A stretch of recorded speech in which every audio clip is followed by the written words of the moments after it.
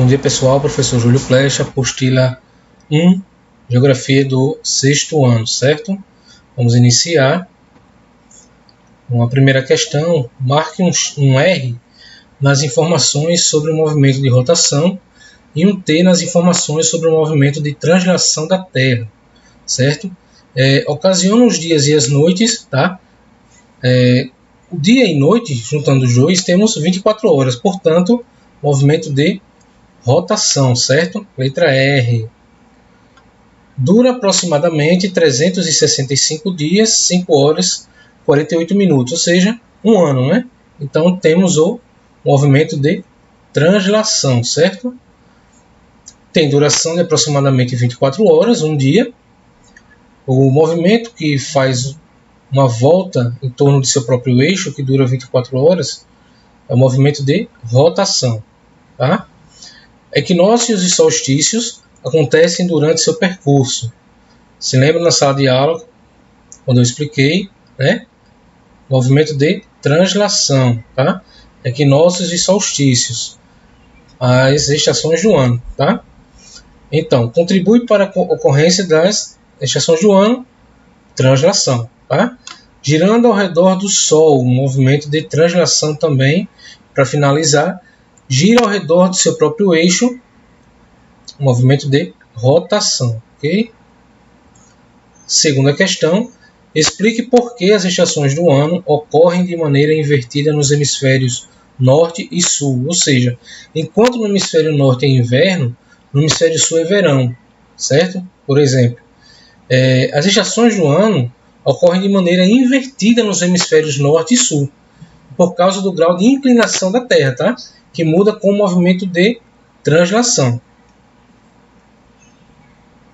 Terceira questão, as comprovações sobre o formato arredondado da Terra foram revolucionárias para a humanidade, que, apesar de alguns indícios no passado, tinha dúvidas sobre a forma esférica do nosso planeta. Essa terceira questão, vocês vão fazer o quê? Uma pesquisa, tá? Pode ser em livros, revistas, até na internet mesmo, buscando uma teoria antiga sobre o formato da Terra. Vocês vão fazer as suas anotações sobre as partes da teoria que mais chamaram sua atenção, tá? Então, ela é pessoal.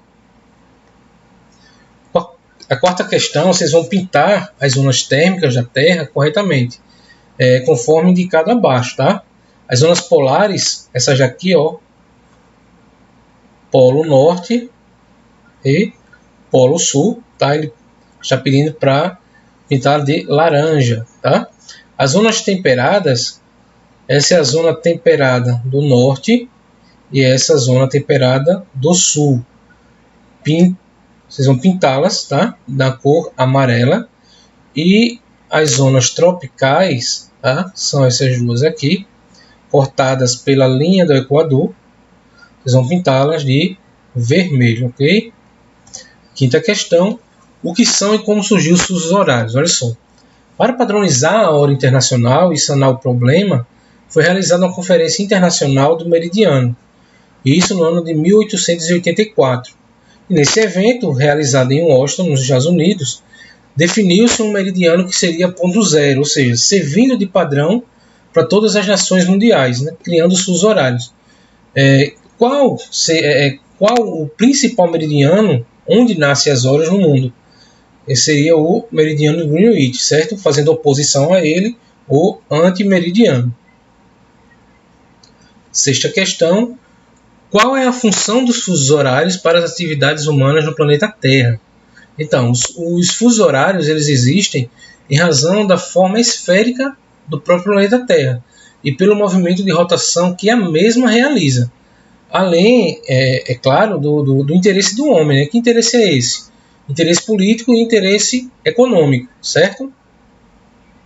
Sétima questão. Apesar de todos nós sabermos que a Terra é arredondada, existe uma nomenclatura específica utilizada pela ciência. Dessa forma, qual é o nome do formato exato da Terra e por que é mais correto utilizá-lo? Tá?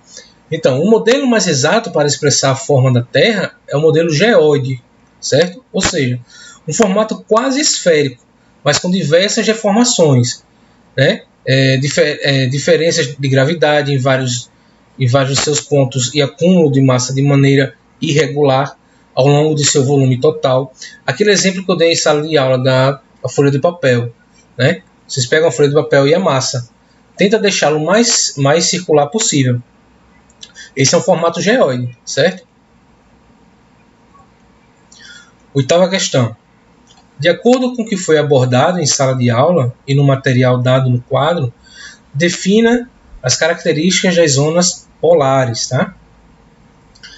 As zonas polares, elas estão localizadas no extremo sul e norte do planeta, ou seja, Polo Norte, Polo Sul, certo? Nelas, as condições climáticas são adversas, tendo em vista que apresentam as mais baixas temperaturas do globo, ou seja, do planeta Terra. Em razão de quê? Da influência do clima polar e a incidência dos raios solares sobre a superfície terrestre de forma bastante inclinada. A gente sabe que, como foi dito na sala de aula, o planeta Terra ele não é reto, ele tem no seu eixo de inclinação, tá? Ele tem um ângulo de 23 graus, ele faz um ângulo de 23 graus com o seu eixo, certo? Nona questão. De acordo com o que foi abordado em sala de aula e no material dado no quadro, define as características das zonas temperadas. A temperatura e as chuvas são fortemente influenciadas por outros fatores além da própria latitude, como a topografia e a proximidade com o oceano. E como resultado disso, tem as temperaturas extremas que podem ocorrer dentro de uma zona temperada e algumas áreas fora delas que têm climas mais moderados, certo? Mais brandos, ok? 10ª questão. De acordo com o que foi abordado em sala de aula e no material dado no quadro, defina as características das zonas tropicais, tá? Então, elas têm elevadas temperaturas e a grande quantidade de chuva e altos índices pluviométricos, ou seja, aquela localidade que chove regular vai chover mais durante aquele processo na zona tropical, certo? 11ª questão. As estações do ano ocorrem de maneiras opostas nos hemisférios norte e sul, por causa da sua quantidade diferenciada de radiação solar, né, que esses hemisférios recebem. Então, dessa forma, vocês vão completar as frases abaixo, certo? Enquanto no hemisfério norte é verão, tá? Linha do Equador, hemisfério norte. O hemisfério norte é verão. Então, no hemisfério sul vai ser o quê? Inverno. É o oposto. Se no hemisfério sul é primavera, linha do Equador, hemisfério sul, tá? Primavera.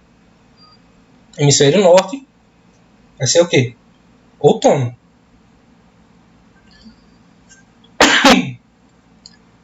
Se no hemisfério norte, durante o Natal, é inverno, o Natal no hemisfério sul será o quê?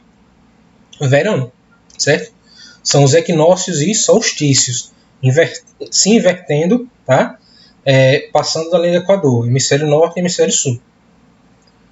Se o Brasil está no hemisfério sul e em 21 de março inicia o outono, tá?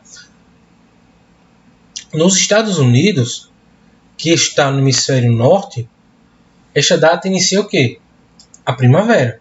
Então, se solstícios e equinócios são diferentes de acordo com o hemisfério, é só você trocar. Verão, inverno. Outono, primavera. E vice-versa. Tá? 12ª questão. Quantos fusos horários temos no Brasil e quais são eles? Olha só, até o ano de 2011 eram 3, mas atualmente temos 4 fusos, certo? O primeiro sendo Fernando de Noronha, o segundo fuso Brasília, o terceiro fuso Manaus, tá? E o quarto e último fuso Acre e Sudoeste Amazônico, certo? Preste atenção. 4 fusos. Primeiro, Fernando de Noronha. Segundo, Brasília. Terceiro, Manaus. Quarto e último fuso, Acre e Sudoeste Amazônico. 13ª questão. qual é o horário oficial de Brasília?